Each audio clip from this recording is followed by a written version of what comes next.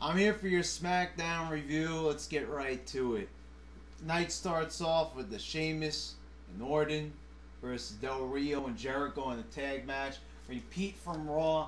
This was a pretty decent match on Raw, but not really interested in seeing it again. I mean, really, like, it's nice to have a match that was good, in a return match, but I mean, this was okay. Anyway, it ends in a giant brawl. That was nice to see. I was just saying in my Impact review, you don't really see this in WWE anymore, but now we got it. We got it once again, and it was great to see a brawl like this. Because you can't have anybody win. Whoever loses this match is going to look weak going into the Fatal 4-Way this Sunday. We get an announcement from Eve via Twitter because Eve can't come out there and announce it on the mic. It's got to be through through a fucking social network. I don't understand. They're like, we're gonna make matches through Twitter now. Why not just Facebook it or MySpace it or whatever? Or send a text. I don't understand. Anyway, so we're gonna get Jericho and Sheamus versus. We're gonna get that in a singles match, and we're gonna get Orton versus Del Rio, separate matches tonight. So decent build up. We're getting like 3 matches tonight, so they're really, really trying to push this fucking match. Too bad they're not doing the same for Punk and Daniel Bryan. Next up, we've got Caitlyn and AJ, and they showed the video package last week with Caitlyn's horrible acting. Fucking laughable. Anyway, this match is short and sweet. Very aggressive. AJ ends it in under a minute with a running knee. After that, Daniel Bryan comes out and hilariously makes AJ think that he's going to take her back, but then says he's going to move on to Caitlyn. Now, Daniel Bryan, Caitlyn's ugly as fuck. That's like going from a 10 to a 0. But anyway, I just have to say that this is the promo that just shows that Daniel Bryan is great at telling a story.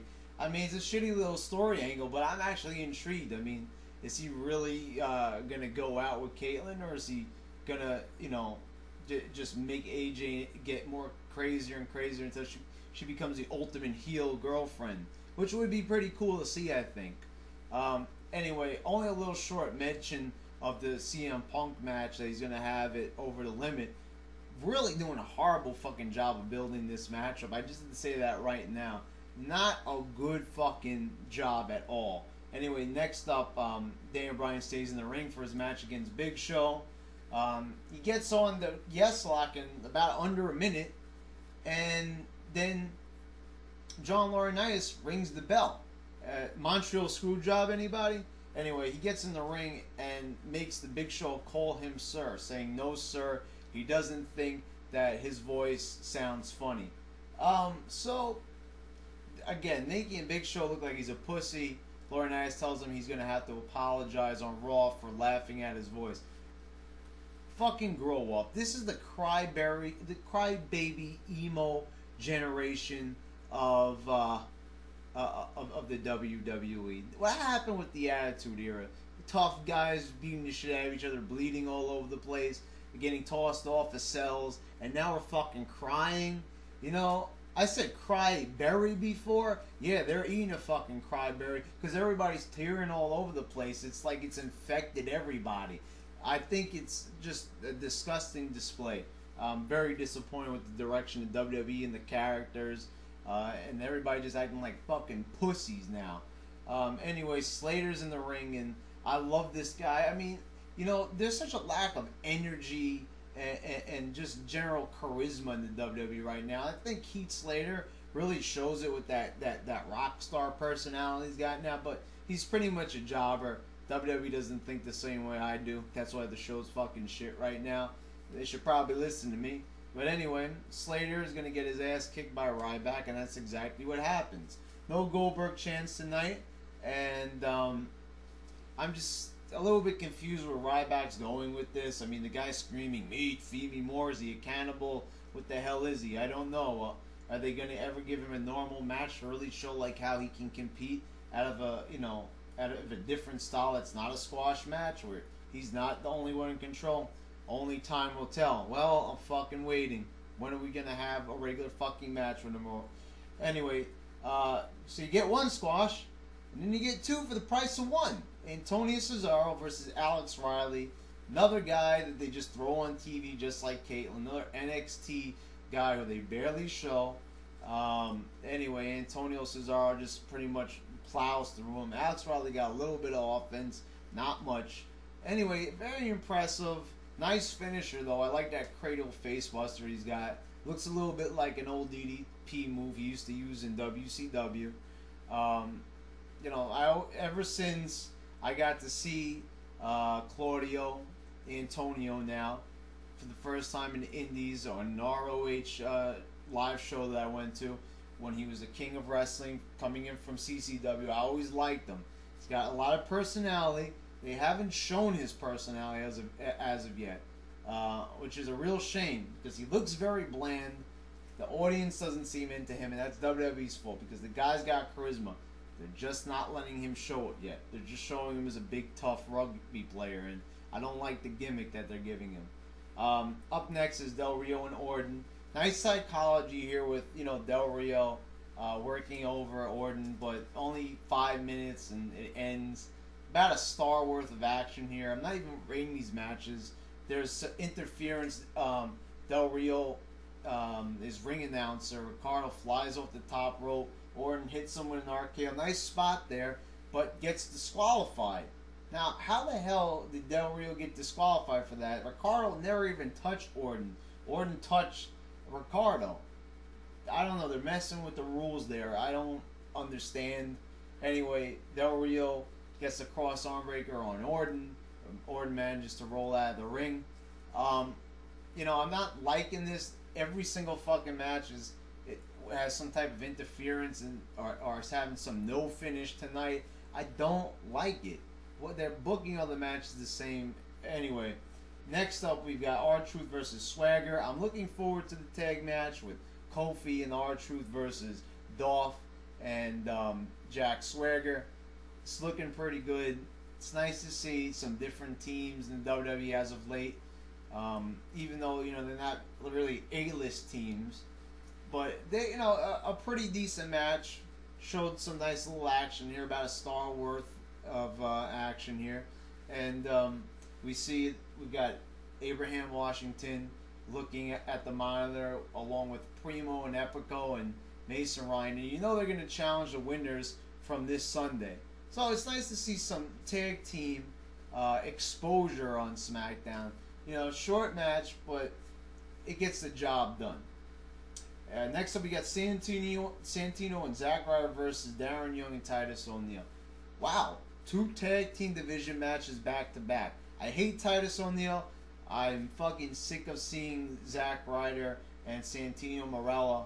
I'm okay with Ryder. I just don't like his gimmick. He's a pretty good talent, but I'm not crazy about him. I've lost a lot of faith in Ryder as of late, and I realize that he's not really cut out to be the superstar that all this hype would have you believe that he would be. Decent action here. Actually, Darren Young and Titus O'Neil get the victory. They're really trying to get behind them, really trying to push these guys. I like Darren Young. I don't like Titus O'Neil. I think he's a fucking goof. He's no better than Santino. Anyway, they get on the mic and start doing this thing. $1 billion, $1 billion, $1 billion. Michael Cole gets behind and says, finally some charisma on SmackDown. If this is what passes for charisma, then I don't even fucking know anymore. It's just annoying fucking bullshit. And you got Titus going, orf, a fucking seal. Stop it. This is fucking lame. It doesn't pass for charisma. It's just asinine fucking dumbassery. That's the best word I can come. Dumbassery. That's exactly what we're seeing here. Next up is Brodus Clay. Damian Sandow first cuts a promo before we get to that bullshit. Damian Sandow with a pointless promo. Max Striker asks him, why didn't he compete last week in the scheduled match? We get no fucking answer from him whatsoever. Just starts rambling on some intellectual bullshit. that makes no sense. And that's it. Damien Sandow's a fucking fail. No one cares about his character. Just rambling on the mic. And, he's going to ramble on right onto the unemployment line because WWE's going to soon realize that no one's fucking behind this gimmick and no one cares. Anyway, Brodus Clay and Unico. Brodus Clay fucking squashes Unico. I just have to say that, yeah, you're right. Brodus Clay is prehistoric. Because he's getting fucking old as shit. The dancing, the fans aren't really into it. It's just the same shit week after week. Look, Unico had like a 3-star matchup with Titus Kidd on Superstars. And this is the best they could come up with. Same thing with Dolph Ziggler and Jack Swagger jobbing to this guy. I don't understand it. It's a fucking lame-ass PG motherfucking character. I don't like it. It's just bad. Anyway, next up we got Jericho and Sheamus. Starting off to be a pretty good match. About 1.5 stars I'd give it. Again, interference. Del Rio and Orton do run-ins. Like, oh my god, the whole fucking night is run-ins and interference. It's like fucking Impact Wrestling. Just 1,000 fucking run-ins and all throughout the whole fucking show. All the matches are booked the same way. Run-ins the same way. I got no problem with interference. I mean, I understand that you gotta get guys involved in the matches to build up for the pay-per-views. But they don't have to end the same fucking way. I mean, I have some interference, then a clean finish, then maybe some interference later on somewhere down the card. Not every single one of the fucking matches. Anyway, decent. Fatal 4-Way looks good. I like the brawling that they're getting back to that. This is really a big fight. And it's any man's game. So, overall, I say that, not that there was any bad matches. They were all just fucking short matches with shitty finishes. The CM Punk Daniel Bryan thing, I don't know what they're doing with that. They got 1 week left to build up for this thing, and it feels like it's taking a fucking backhand to the Fatal 4-Way. I mean, they're building it up. I see on WWE.com posting Ring of Honor pictures, but I really don't see how this is like any real type of build-up. You get one fucking mention of it tonight, and like a whole fucking card dedicated to the other title match. I don't know what the direction for this match is going to be and the backstory behind it, because there's really nothing to build on except the history and the indies between the two. Good job, WWE, because you pretty much fucked up what's going to be a really epic title match. And you're not going to have anybody see because no one's going to order it because they don't know a thing about the fucking match. Anyway, a disappointing night. There's a lot of shit on the card. Could have been a lot better.